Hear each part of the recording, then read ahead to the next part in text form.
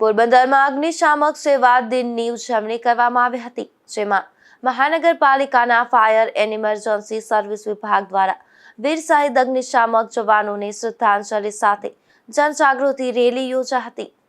દર વર્ષે 14 એપ્રિલના દિવસથી સમગ્ર દેશમાં અગ્નિશામક સેવા દિન તરીકે ઉજવણી કરવામાં આવે છે। આ દિવસનો ઇતિહાસ 1944ના મુંબઈ ડોકયાર્ડમાં થયેલી ભયંકર દુર્ઘટનાથી જોડાયેલો છે, જેમાં SS ફોર્ટ સ્ટાઇકી નામના બ્રિટિશ માલવાહક જહાજમાં વિસ્ફોટક સામગ્રી અને જ્વલનશીલ માલ ભરેલો હોવાને કારણે ભયંકર આગ અને વિસ્ફોટ થયો હતો।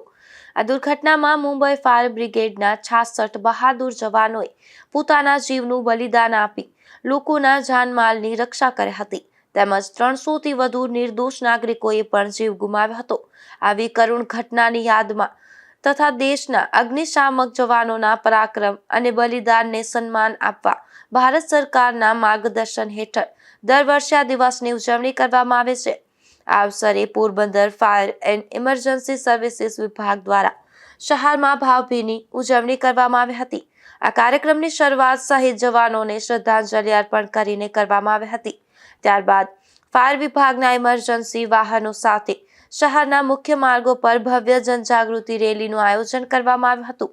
રેલી દરમિયાન આગથી બચાવ, સુરક્ષા ઉપાયો, આગ લાગીએ કરવાના તાત્કાલિક પગલાં અને ફાયર સર્વિસની મહત્વતા વિશે જનતા વચ્ચે જાગૃતિ ફેલાવવામાં આવી હતી। નિપુલ પોપટ સાથે અશોક થાનકી, ગુજરાત ન્યૂઝ, પોરબંદર।